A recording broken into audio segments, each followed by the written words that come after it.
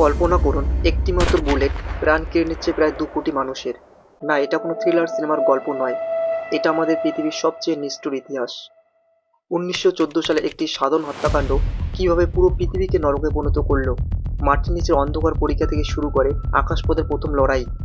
আজ আমরা উন্মোচন করব দ্য গ্রেট ওয়ারের এমন কিছু রহস্য যা আপনি আগে কখনো শোনেননি। ইতিহাসের সবচেয়ে বড় ধ্বংসযজ্ঞের গভীরে যেতে ভিডিওটি শেষ পর্যন্ত দেখুন। সাল ছিল 1914। পৃথিবী তখন এক শান্ত কিন্তু অস্বস্তিকর পরিস্থিতির মধ্য দিয়ে যাচ্ছিল। সাম্রাজ্যবাদের নেশা, শক্তির দাপট আর উপনিবেশ দখলের লড়াই ইউরোপকে এক বারুদের স্তূপের উপর দাঁড় করিয়ে দিয়েছিল। কেউ জানতো না একটিমাত্র অগ্নিকাণ্ড পুরো পৃথিবীকে 4 বছরের জন্য নরকে পরিণত করবে। যে যুদ্ধকে বলা হয়েছিল the war to end all wars, অর্থাৎ সকল যুদ্ধের শেষ যুদ্ধ। আজ আমরা ফিরে দেখব সেই মহাবিনাশী প্রথম বিশ্বযুদ্ধের ইতিহাস। যুদ্ধের শুরুটা হয়েছিল অস্ট্রিয়া হাঙ্গেরি সাম্রাজ্যের রাজকুমার আর্চডিউক ফার্দিনান্দের হত্যার মধ্য দিয়ে। 1914 সালে 28শে জুন বসনিয়া সারায়েভো শহরে সার্বিয়ান জাতীয়তাবাদী গোষ্ঠী ব্ল্যাক হ্যান্ডের সদস্য গ্যাভ্রিলো প্রিন্সিপ তাকে গুলি করে হত্যা করেন। অস্ট্রিয়া এর জন্য সার্বিয়াকে দায়ী করে এবং যুদ্ধ ঘোষণা করে। কিন্তু এই যুদ্ধ কেবল দুটি দেশের মধ্যে সীমাবদ্ধ থাকেনি। ওই সময়ের জটিল আন্তর্জাতিক চুক্তির কারণে একে একে রাশিয়া, জার্মানি, ফ্রান্স এবং ব্রিটেন এই যুদ্ধে জড়িয়ে পড়ে। পৃথিবী ভাগ হয়ে যায় দুটি প্রধান শিবিরে, মিত্রশক্তি এবং কেন্দ্র শক্তিতে। প্রথম বিশ্বযুদ্ধের সবচেয়ে ভয়াবহ দিক ছিল পরীক্ষা যুদ্ধ। মাইলের পর মাইল গর্ত করে সৈনিকরা মাসের পর মাস সেখানে অবস্থান করত। দুই পক্ষের পরীক্ষার মাঝখানে জায়গাকে বলা হতো নো ম্যানস ল্যান্ড। এখানে পা রাখা মানে মৃত্যু ছিল নিশ্চিত।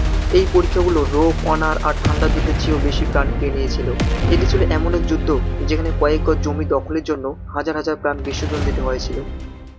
এই যুদ্ধে পৃথিবী প্রথমবার দেখল যান্ত্রিক মারণাস্ত্রের ভয়াল রূপ। ট্যাঙ্কের ব্যবহার, যুদ্ধ বিমানের আকাশপথে লড়াই এবং সাবমেরিনের ধ্বংসলীলা যুদ্ধকে এক নতুন মাত্রা দিয়েছিল। কিন্তু সবচেয়ে ভয়াবহ ছিল রাসায়নিক গ্যাস বা বিষাক্ত ক্লোরিন গ্যাসের ব্যবহার। মুহূর্তের মধ্যে হাজার হাজার সৈনিক শ্বাস বন্ধ হয়ে মারা যেত। মানবতা যেন থুবড়ে পড়েছিল বিজ্ঞানের এই মারণাস্ত্রের কাছে। এই যুদ্ধে ভারতও অংশগ্রহণ করেছিলেন, কারণ তখন ভারত ছিল ব্রিটিশ শাসনের অধীনে। ভারতীয় সেনারা ব্রিটেনের পক্ষে যুদ্ধ করেছিল। সুদূর ইউরোপের কনকনে ঠান্ডা থেকে শুরু করে মধ্যপ্রাচ্যের তপ্ত মরুভূমি, সবখানে ভারতীয় সেনাদের বীরত্ব ছড়িয়েছিল।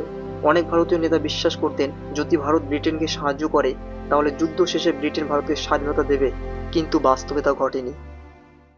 1917 সাল ছিল যুদ্ধের টার্নিং পয়েন্ট। রাশিয়ায় অভ্যন্তরীণ বিপ্লবের কারণে তারা যুদ্ধ থেকে সরে দাঁড়ায়। জার্মানি যখন জয়ের স্বপ্ন দেখছিল ঠিক তখনই হাজির হয় আমেরিকা।